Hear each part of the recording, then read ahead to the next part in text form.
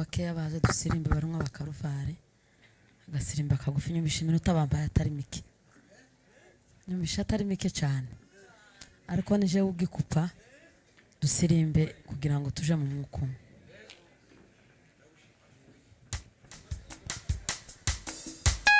n'abandi bakeya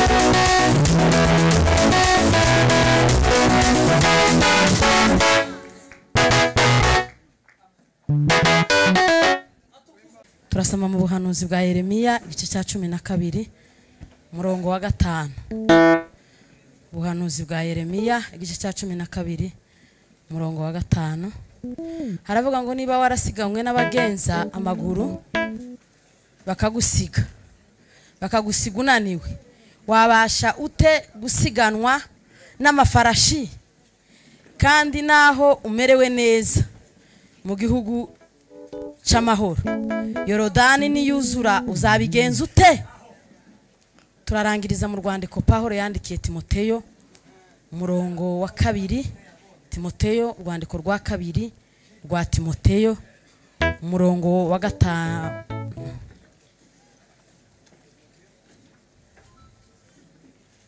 murongo wa 5 Timoteyo wa 2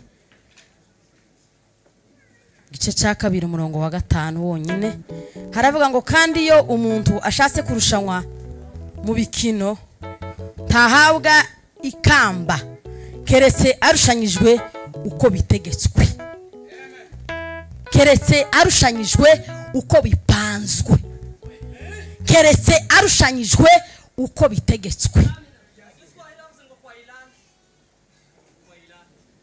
duheze Imana icyubahiro muzamurira Imana hari abandi bifuje guterana batabibonye mu gitondo hari abandi babishatse gutarama nimugoroba ntibabibonye wewe wabibonye uricaye uridamarariye kuzamura amaboko kibaye nk'icya 10 biragoye nico kiri mu gukomera ibintu biyabaye amabuye duheze Imana icyubahiro hari zombe gutuma duheze ishambere twariye abandi bago babibuze twe twariye ni ubuntu bw'Imana turambaye abandi bashi babuze ico bambara ni ubuntu bw'Imana abandi bari muri koma abadokteri bananiwe abantu bajwigira ibihumbi n'ibihumbi abandi bari ngo za bombone twebwe turi baziba kurahumeka ukazawumva kuramera gutya gusa tuzamurira Imana hari impamvu zishi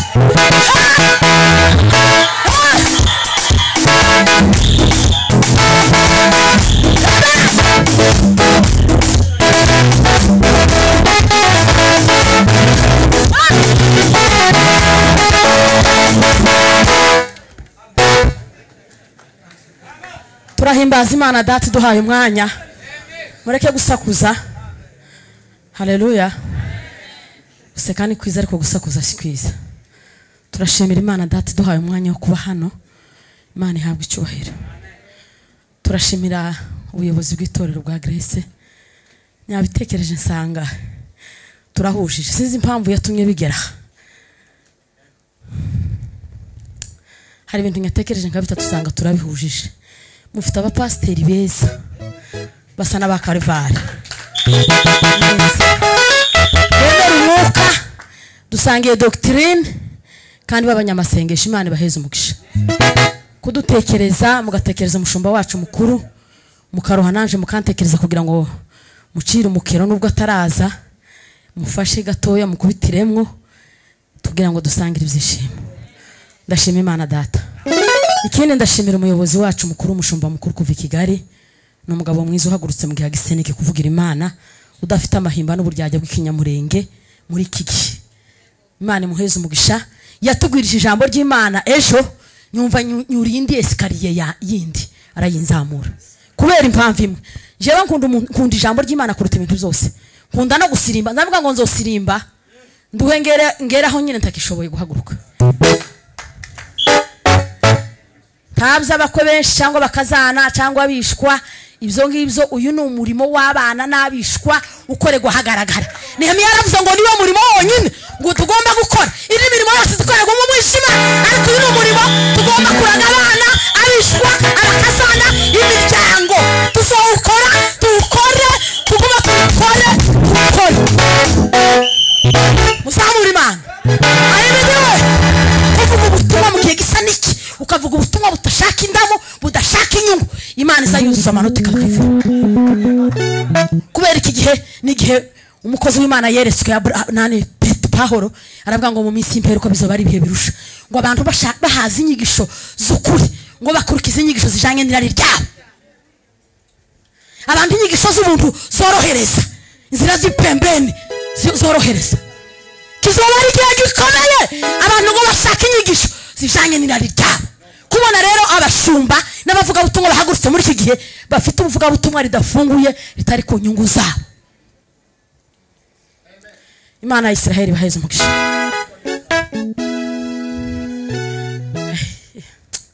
Mwijuru hazogenda bizeye Imana. Ntihazogenda batinze mu ikanisa, ntihazogenda bamenyereye, hazogenda abantu bizeye Imana bagahinduka. Umutwe w'ijambo tugize icyumweru twiga no gusiganwa. Ndavuga abantu bane bamenye gusiganwa neza. Yuda yaranditse aravuga ngo mushishikarire kurwanira kwizera ngo abera bahawe rimwe. Kugeza iteka ryose ngo mushishikarire kurwanira kwizera n'igihe bikomeye n'igihe abantu ari bake. Gushishikarire kurwanira kwizera abera bahawe rimwe kuzageza iteka ryose. Mushishikarire gusiganirwa kwisi. Abanyamagari baza basiganwa bakagira umunsi wabo mukuru. Abamotari bagira umunsi wabo gusiganwa. Abakenye y'umupira n'indi mikino yindi barasiganwa kandi bagahabwa ibikombe ko batsinze. Ariko turavuga abantu bane basiganwe neza kugira ngo tubigane. Bibiliya ivuga ngo mwigane basogokuruza bacu batubanjirije. Tubigane. Duheze Imana icyubahiro. Haleluya. Asifiwe. Bibiliya yavuze ijambo rikomeye nyinshi naritekereza mu mutima rirandemerera. Rivuga ngo abantu ko barushanwa mu bikino. Pawulo yandikiye Timoteyo mwana we yazajije umutumwa ngo amubwire umwungeri w'iterero ry'Efeso. Aramubwira ngo nubwo ngusiza hari umwana mutoya ariko ngo uri umwungeri. Aramubwira ngo Timoteyo mwana wanje nyazaje ubutumwa ngo uzufatanye naje kwihanganira imibabaro ngo uko bikwiriye umusirikare mwiza wa Kristo. Ngo ntawawe umusirikare mwiza ngo yongereshe mu z'ubugiro ngo bakinejejwe wa Muhammad Kristo. Bishoboka ntawawe umukristo wasubira yibwigire ngo abantu bikiye ngo bakinejejwe wa Muhammad Kristo. Aramubwira ngo umuhinzi uhinga ngo ni uzubanja kwenda ku mbuto. Umuhinzi wahinze ni uzubanza kurya ibyo kurya inyimbu ya mbere yeze. Aha gatatu asifiwe. Aravuga ngo abantu bose ko basiganwa mu mikino ngo ndibaza bahabwa ikamba bose. Iyo bavuga ngo twiruke ufata igikombe n'umuntu wa mbere umwungirije ni wa gatatu bavuga ngo hariho batatu gusa cyangwa babiri bagomba kugororerwa ngo abantu bose ko biruka mu mikino bose ko bose bazabagororerwa ngo bazagororerwa abamenye kumenya uko bitegetswe. Muzamubwira ngo amakarisa yose azoja mu ijuru agororerwe? Ntibishoboka, ntibishoboka keretse abamenye gukora ubushake bw'Imana. Iryo jambo ryamfashije cyane. Yego, haleluya. Abasiganwa bose Pawulo yavuze ijambo rikomeye, aravuga ngo ndiruka cyane ngo siganwa kugira ngo mfate icyo Kristo yamfatiye. Ndiruka cyane ngo maranira gufata icyo Kristo yafatiye, ko ndiruka cyane ko ndasaba urwondo kamanuka imisozi n'inyanja, ko nanyura mu bikomeye ngo siganirwa, ko ndabira izuya yewe ngo siganirwa gufata Kristo icyo yafatiye. Ubuzima bwa Kristo bene data ntabwo ari umunyenga rw'amafiriti n'ibindi bintu mutekereza, ntabwo ari ibintu za ruyenge. Ni ubuzima abandi intwari zaciyemo, bava izuya, abandi bameneka amaraso, abandi batanga abana babo. Ni ubuzima bwa Kristo utaritanga ngo wumve ko usigaye wengine mu buzima bwawe bw'umuhamagaro. Tiwonezeza waguhamagaye kuba umukristo gusiganwa. Haleluya. Debora, ndavuga abagore babiri n'abagabo babiri kubera ko turi mu gihe cya genda ni igihume ba genda abanyamurenge n'ubu bamwe tubarazumva ngo abagore nguku genda uburinganire. Yesu niwe wabuzanye wa mbere, gusa Yesu icyo yakoze kubera itegeko rya Bibiliya rivuga ngo umugore ntakabe umutwe, azobe umufasha ngo byatumye Imana. Hano umugabo wanditse igitabo cya komantere asobanurira ijambo ryo Genesis gitangiriro, aravuga ngo Imana ije kurema umugore ngo byari bikwiriye ko yako shaka kuvuga ngo asobanure hejuru y'uburinganire. Abantu n'ubu bafite confusion, bamwe bakagira ngo nibakubwira gutya cyane ngo niho babishobora, abandi bakagira ngo nibagira gutya cyane ngo niho babishobora. Abagore bakazamuka bakarenga, abagabo nabo bakamanuka, abandi bagabo nabo bagakabye, abagabo bagakabye. Yesu niwe wa mbere wazanye umupango hejuru y'uburinganire. Yesu yashaka ko umugabo n'umugore bangana, aba yarakoze mu magufwa yo mu mutwe. Aha mu mutwe haba amagufwa menshi, akarema nk'umugore ngo ariko Imana ibikorera kugira ngo yereke umugore ko atagomba kungana n'umutwe. Iyo umugore rero yazamutse inziba yabaye nk'imitwe ibiri, iyo nzu nizo nzu zibuza amahoro cyane. Abagabo nabo bakunda gusinza no gukandamiza. Imana ntiyaraniwe gukora mu kirenge haba amagufwa, mu mano haba amagufwa, mu kirenge haba amagufwa. Abadokiteri barabizi hari amagufwa aba yarakozeho mu kirenge, ngo Imana ibikorera kugira ngo abagabo batazosabota abagore ko bavuye mu kirenge cyabo. Imana ngo ikora hano mu rubavu, dore aho tugarukira naha uvuga ngo ari umugore ariko uzumukunda kandi umwubahe. Sabotage, Imana yadutsinda umwuka wa sabotage mu bwoko bwacu, twizamura amaboko nk'aba mama. Haleluya. Sabotage.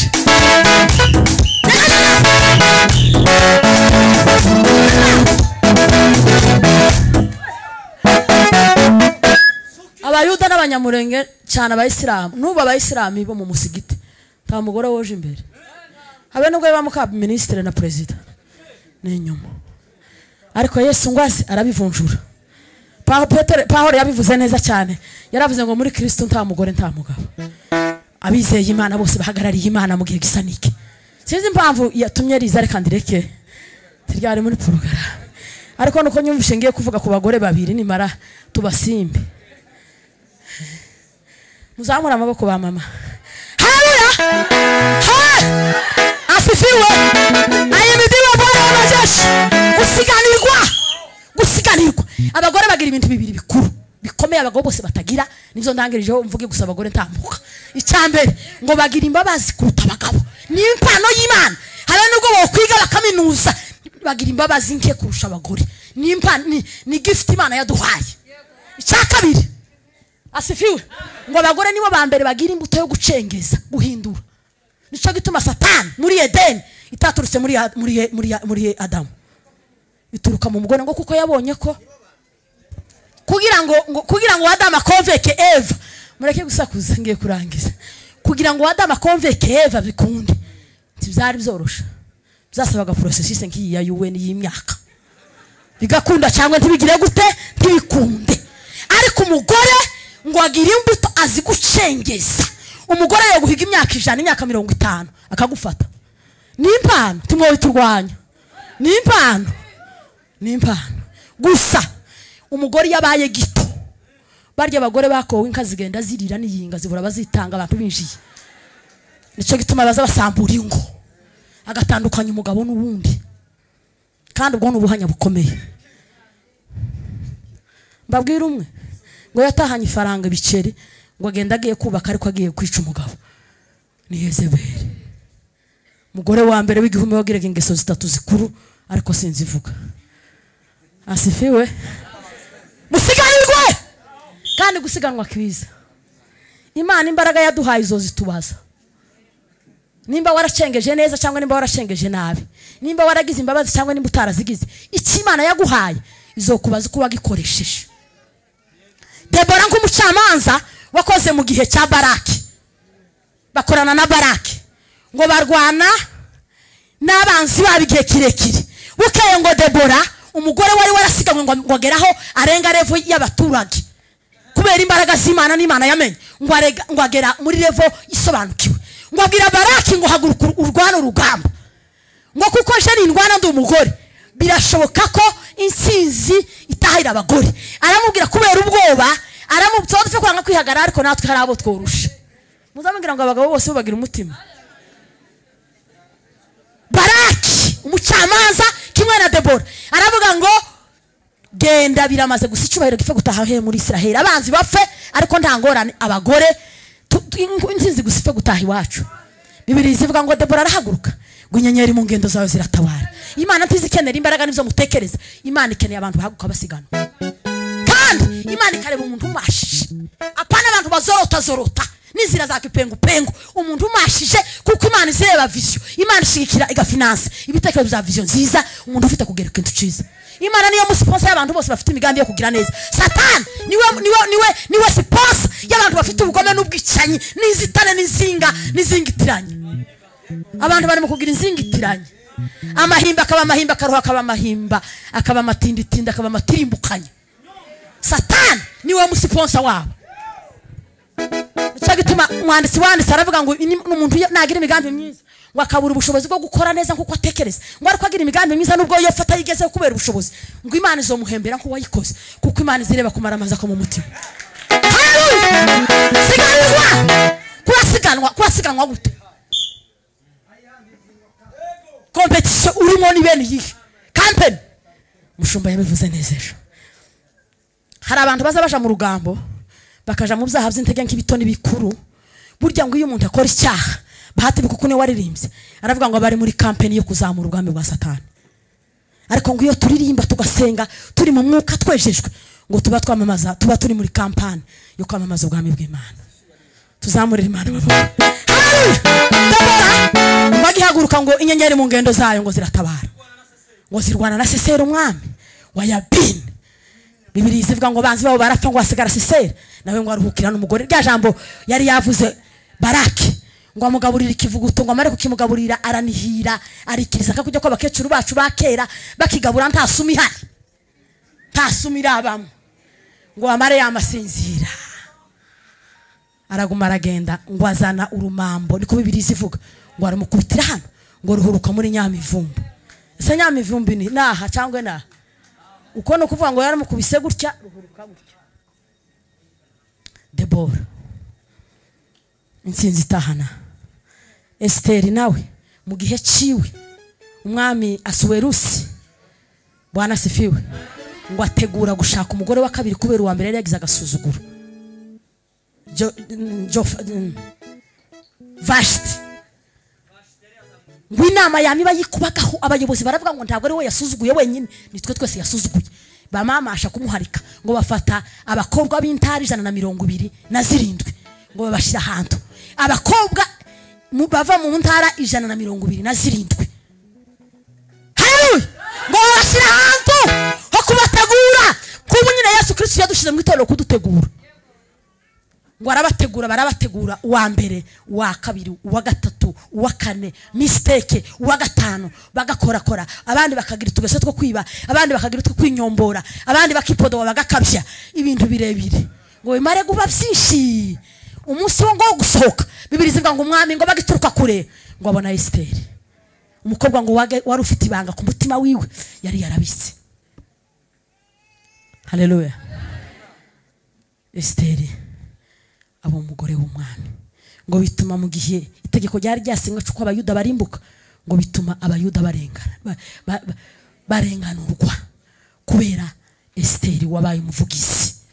Yabwiye, haleluya, yabwiye Moridekayi, aramubwira ngo ugende ubwira abantu bose b'Ishushani ngo biyirize ngo iminsi 3, ngo naje nzagenda ngo imbere y'umwami ngo nyirengagije itegeko, ngo nibari no gupfa nzopfa, ngo gituruka hari ngo umwami kubera imbaraga z'amasengesho ngo amutunga inkoni. Aravuga ngo vuga icyo ukeneye niba ari umugabane w'igihugu, ngo ataravuga, ngo ariko kubera ko yari umugore w'umunyabwenge ngo avuga ikintu ugeze ku mwanya wacu. Aravuga ngo icyo nsaba ndakurarika wowe mwami ndetse na mwene data Hamani ngo je tuzasangire. Iyo umuntu ari umuntu usiganirwa agira ubwenge, kandi iyo umuntu agira ubwenge azavuga ikintu mu mwanya wacu. Ubu nyine intambara dufite nyinshi ni ukuvuga ikintu atari mu mwanya wacu, kandi kikavugirwaho kitagomba kuvugirwa.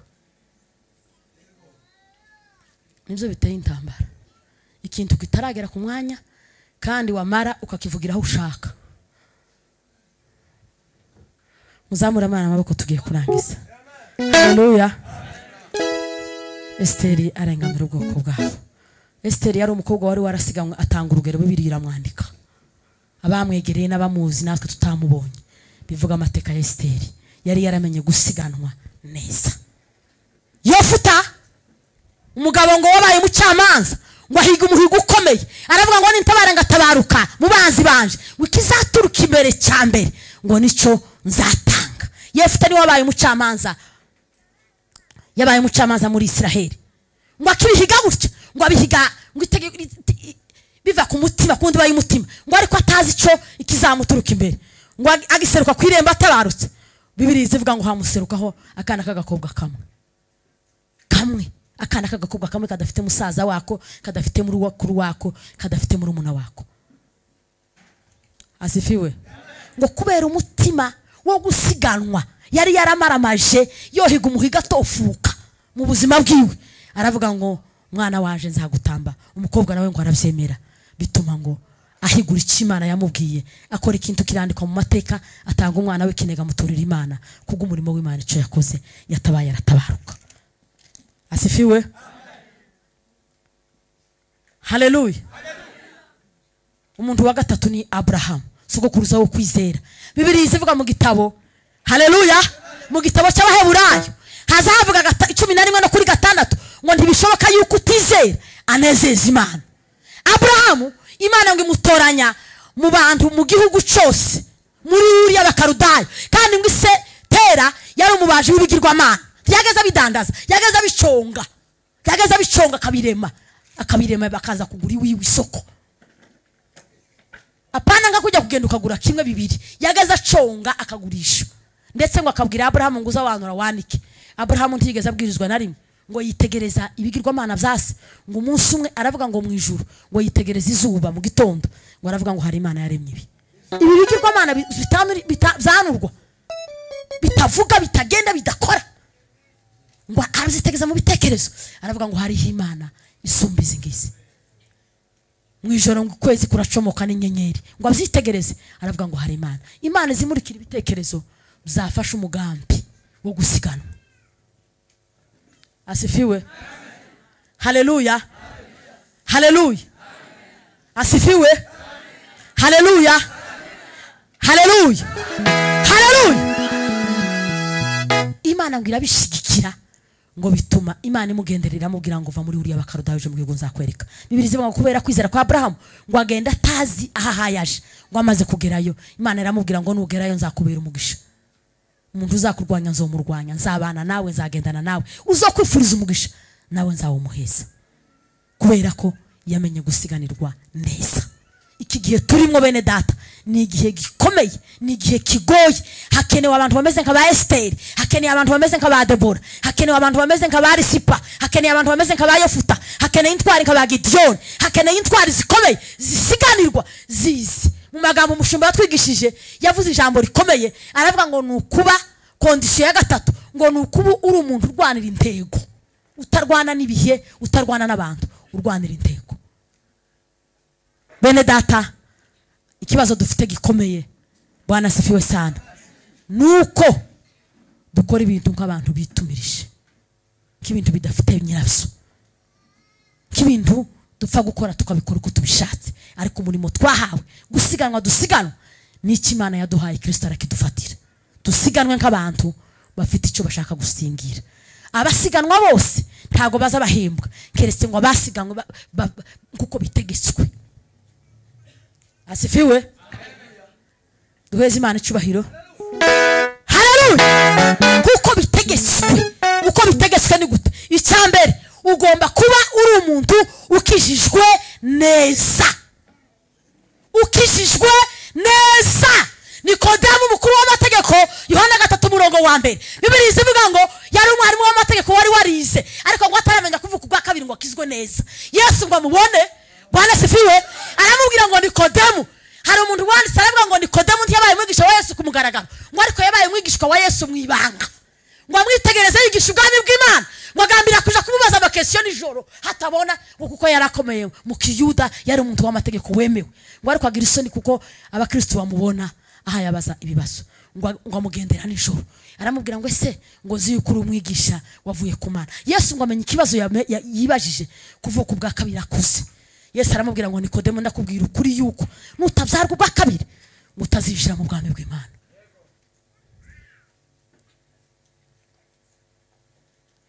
Asifiwe. Haleluya. Kubukijijwe neza, ukijijwe neza. Ufite iyo umuntu akijijwe neza niyo rangamuntu. Irangamuntu y'ijuru abakristo bagendana nagakiza. Nagakiza. Nagakiza.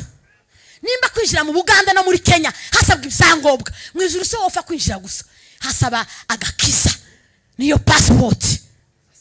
Nagakiza. Warakijijwe. Yesu abwira Nikodemu ngo ndakubwira ukuri nuko nutazarwa ubwa kabiri ngo uzarga mu mwuka no mu ijambo utazishira. Tiwo kwinjira. Hanze abantu bogira amagendo bagahurukayo, ugatanga igiturire ukagira gutya ukagira gutya, ariko mu ijuru nta giturire kizabayo, nta n'inzira yindi. Inzira ni imwe gusa, ni Yesu Kristo. Asifiwe. Kubukijijwe neza. Icya kabiri ni ukuba ufite kwizera. Kwizera niko kuyobora abantu bazi gusiganwa neza, bazi iyo bahaye baje. Kwizera ni nka busoro y'indege ziyobora indege yije nijoro mu mwijima, ikakubwira ikavuga ngo hano urava ku kibuga cya Nairobi witure ku kibuga cy'Kigali. Ni nka busoro. Umukristo utagira kwizera, umukristo utagira kwizera ni impumyi birindi, ni impumyi. Abakristo batakaje kwizera ni impumyi birindi, ni imboheza. Satani yababosha ariko bakora ibyaha, kandi abakristo batakigira kwizera mu buzima bwabo, bazabizera kanya gatoya bakongera bagasubira inyuma. Kugira ngo usiganwe neza, icyambere ugomba kuba ukijijwe biye.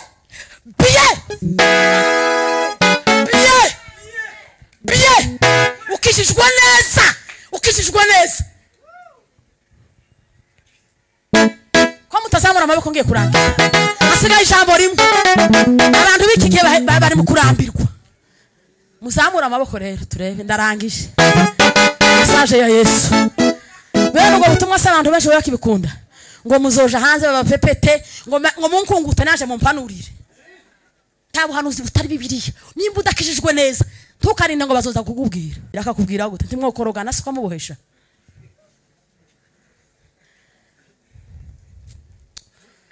haleluya ugomba kubukijijwe neza ugomba kuba ufite kwizera abakristo batakaje kwizera abakristo batakigira kwizera mu buzima bwabo ni imbohe za satani ni bari kungoye tibishoboka yuko utizera nezeza Imana 11:6 abaheburayo tibishoboka yuko utizera niba ukeneye gusiganwa neza gufatisha Kristo yagufatiye kizwa neza no mara wizere kwizera kuza kuba ikintu kikuyobora amaso abakristo batagira kwizera bamenetse amaso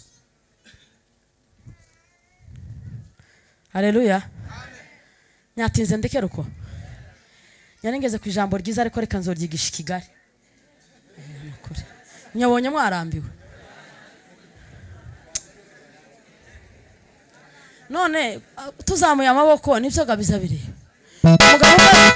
umugabo ngabana umutsima munini baramubwira ngo si umutsima wo umara aravuga ngo birakurikirana n'imboga kurangiza no kutarangiza bivana n'abantu uko ni ya peti yose abantu bamaze iminsi 3 mu giterane nimba muyifite ni muzamure cyane usiganwa neza icyambere no kubukijijwe neza icyakabiri no kubufite kwizera kuza kurema ibidahari bikabaho umukristo wizeye habe no goyeba muri situation yindi heka aza yizera ko azobigeraho kubera ko twizeye ni umugabo utazutsindwa utonanirwa icyagatatu no kwera imbuto mbego matunda imbuto ubundi igiti cyiza cyubahirwa imbuto nziza igiti kibi kigagayirwa imbuto umuntu wese ahabwa agaciro imbere y'Imana Bwana sifiwe kubera imbuto nimukeneye gusiganirwa kugarakura imbuto hagati y'abakristo Petero yaranditse Bwana sifiwe Petero yaranditse aravuga ngo nubwo babatuka nk'abakora nabi ngo ariko nibabona imirimo yanyu myiza bibatere guhimbaza Imana utigishije mutavuze nibatere guhimbaza Imana ngo bibatere guhimbaza Imana nyimbona neno havitoshi bali mwenendo ulio safi utawavuta ndugu zetu imirimo myiza hagati y'abapagani Bwana sifiwe ninka parife nziza umukristo w'ingeso nziza uzukunda ngo mugwe mujane no mu modoka uzumukumbura utamuheruka ari mu gihugu nawe uri mu kindi umukristo w'ingeso nziza umukristo w'ingeso mbi ninga kujya ko kugera handi beba yapfiriye n'igikeri n'inzoka bizahazanuka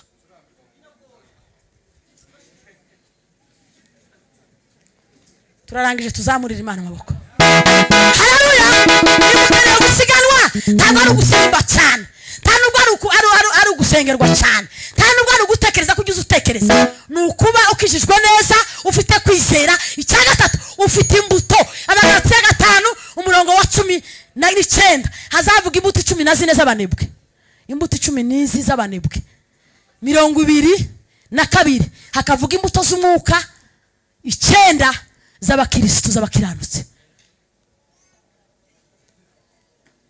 izabanebwe tuzihorere izabanebwe tuzitambuke imbuto nziza n'urukundo 22:5 Abagalatiya iya mbere ngo n'urukundo ibyishimo amahoro kwihangana imirimo myiza ingeso nziza haleluya imbuto nziza zigaragaza uriwe kandi imbuto nziza zira imizi zayihishimwe kagonda miririye ariko imbuto hari abantu bose babona wewe ni barua watu wanakusoma matendo yako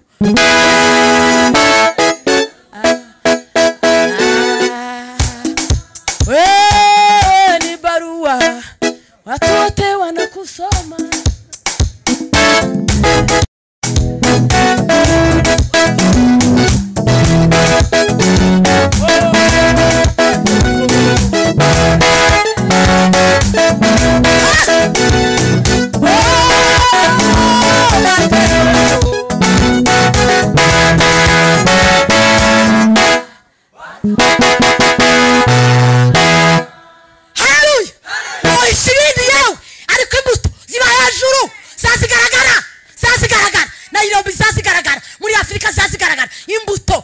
ikenewe. Ugira imbuto zimeze gute? Ugira imbuto zimeze gute? Abantu bagira imbuto z'ikiburi. Ngo jewe nyigeze mbona umuntu umwe avuye mu ivuga butumwa yamayihaya. Ngo jewe kumuza mubona ngo murabizi kugira ngo nsuzugura ngo umuntu ntazi ngo kamuca amazi. Kandi ari mu isafari gutya yururuka igishakoshi gutya avuye mu ivuga butumwa. Agasuzuguro. Imbuto zawe nizo zituma ugomba gusigana ukagera kure. Imana ikeneye abantu bafite imbuto kugira ngo babashe kugira icyo bakora. Imana ikeneye abantu bakijijwe neza. Hari ibyo abanyamurenge muza muburanira mukaburana mukagira batemwe mukagira n'abafana. Ariko imbuto nta fanatism ibamo. Haleluya!